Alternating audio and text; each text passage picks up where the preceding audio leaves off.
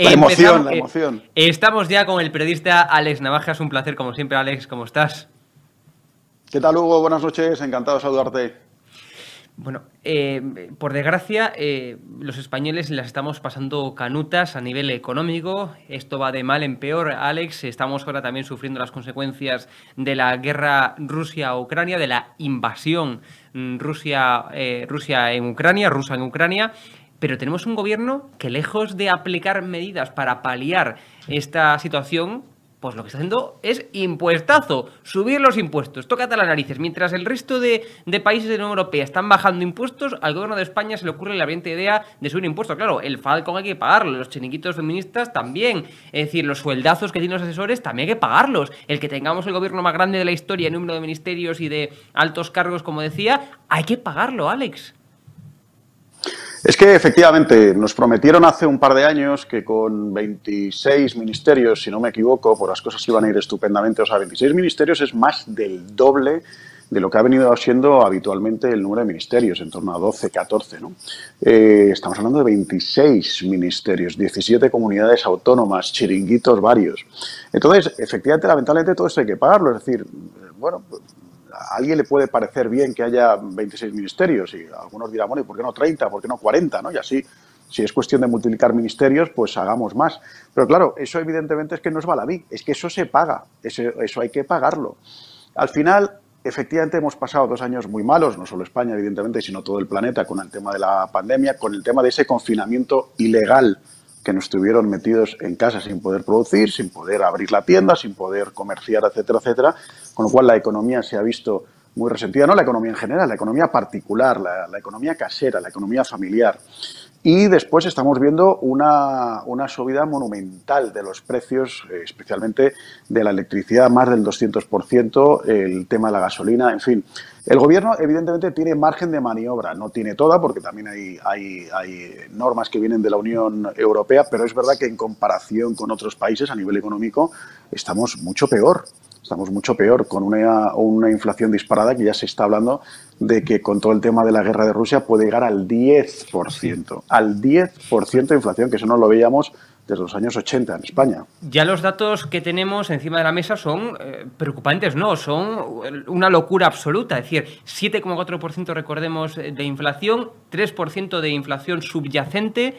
Es decir, esto es lo que ya tenemos, esto es el presente. En el futuro podremos llegar, a, como tú bien dices, al 10% de inflación, pero lo que ya tenemos es una barbaridad y tenemos que poner encima de la mesa otro dato, y es que España no parte de la misma base que otros países. Es decir, nosotros partimos de la base de que somos el país con más desempleo de la Unión Europea, el país que menos crece de la OCDE, el país, bueno, pues que las estamos pasando canutas, y como estamos hablando en términos de inflación, y tantos desastres económicos. Somos el país con la mayor tasa de miseria de toda la Unión Europea. Es que es una barbaridad esto, Alex. Esto al final, Hugo, yo creo que es como si en una ronda de boxeo sacaran a un púgil pues que le acaban de pegar una paliza y que está sangrando y que además está medio desnutrido porque lleva un par de días sin comer y le ponen a pelear con un tío mucho más grande que él, ¿no? Es decir, hay que pelear con ese hombre, todos los europeos, en general todo el mundo vamos a tener que pelear, en este caso ahora con la invasión rusa sobre Ucrania. El problema es que en España estamos especialmente tocados, estamos especialmente heridos, estamos especialmente desnutridos y vamos con esa desigualdad frente al resto de oponentes. Y eso es lo que es preocupante, con efectivamente esa inflación desbocada, con ese paro, que sí es verdad que en los últimos meses se ha estado creando un cierto volumen de trabajo. Sí que es verdad que ha ido cayendo el paro, pero es que también es verdad que se ha destruido evidentemente tanto empleo antes, bueno, pues que es normal que haya una leve recuperación.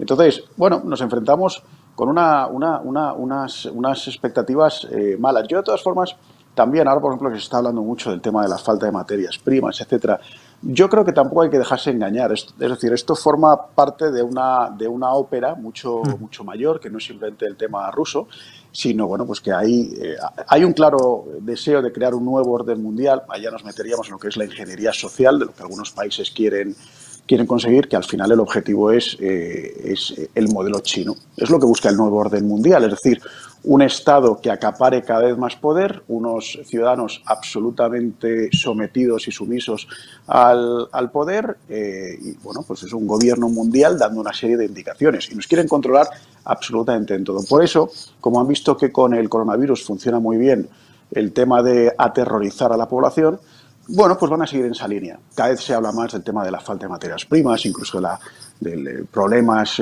con el agua, falta de agua dulce, acuíferos, el tema de que hay demasiada población. Es decir, aterrorizar a la población para ir llevándola por donde quieren todos estos magnates del nuevo orden mundial. Y tenemos que hablar ya ahora en profundidad sobre el conflicto, sobre la guerra iniciada por Rusia, por esa invasión rusa en Ucrania. Pero también, si lo trasladamos al panorama nacional, tenemos un gobierno, Alex. Es decir, que yo nunca pensé, sinceramente, bueno, sí que lo pensé, porque de este gobierno me esperaba cualquier cosa, pero que cayeran tan bajo como para criticar el que ayudemos a nuestros hermanos ucranianos. El criticar es que le envíen armas, que es la única solución en una guerra. ¿Pero qué se pretenden? A establecer diálogo en una plena guerra, pero esta gente que se cree cómo funcionan las cosas. Diplomacia, pero si estamos en una guerra, pues se están pegando tiros, se están cayendo misiles. ¿Pero qué diplomacia ni qué diplomacia? Bueno, pues ahí están impidiendo el ayudar a nuestros hermanos europeos ucranianos y claro, y evidentemente favoreciendo, estando del lado de las dictaduras comunistas, como no podía ser de otra forma. Mira, ayer era una persona que me preguntaba, oye, ¿tú conoces bien el tema de Rusia y con Ucrania y todos los factores y y me pedía que le explicara un poco la situación. Yo le decía, mira, hay una cosa que es muy significativa y es ver con quién se ha alineado con Putin.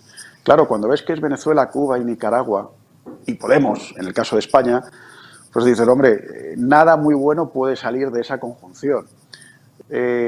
Hace unos días, Pablo Iglesias hablaba desde su cátedra de la cadena SER. Él estaba diciendo que iba a ocurrir una masacre, es decir, que era una barbaridad armar a los civiles ucranianos, que podía ocurrir una masacre y que lo que había que hacer, bueno, pues ante un enemigo mucho superior como era Rusia, pues prácticamente era bajar los brazos y rendirse, ¿no? Y dejar que un país extranjero te invada. También estos días en las redes sociales, especialmente en Twitter, bueno, pues muchos activistas de izquierda han estado muy activos diciendo, por ejemplo, una ha comentado un tuit que tuvo bastante repercusión, pues yo no daría mi vida jamás por la patria. ¿Qué es eso de dar la vida por la patria? Tampoco decía la matria, ¿no? Decía la patria en general. Claro, al final dices, es que realmente es que no creéis en nada. Es que no creéis en nada. Es que la patria no es simplemente un pedazo de tierra. La patria es tu familia. Entonces yo te lo plantearía de otra forma. ¿Tú darías tu vida por defender la vida de tu padre, de tu madre, de tu esposa, de tus hijos? Yo creo que cualquier persona que evidentemente que sea bien nacida diría que sí. Eso lamentablemente es la guerra. ¿Alguien quiere llegar a eso? Es evidente que no. Ahora bien, cuando tienes una ofensiva extranjera, no te queda más remedio que rendirte. Entonces, señor Pablo Iglesias, claro que puede ocurrir una matanza. Por supuesto que puede ocurrir una matanza precisamente de aquellos como Putin que ustedes han defendido tantas veces, ¿no? Y que se han negado a condenar esta guerra. Pero amigo, habrá que hacer algo, habrá que defenderse. O sea, quiero decir, si tú estás tranquilamente en tu casa viendo la televisión y de repente alguien intenta forzar la entrada en tu casa, intenta forzar la puerta, oye, tú aunque sea vas con la sartén o con el martillo, con el bate de béisbol, con un palo, con un bastón, con lo que sea para sacarle. Claro. No te quedas sentado en el sofá y diciendo, bueno, mire, róbeme usted, en fin, que no, pues tú haces lo que sea por defender a tu familia. Eso es la legítima defensa y eso es lo que esta gente no está entendiendo.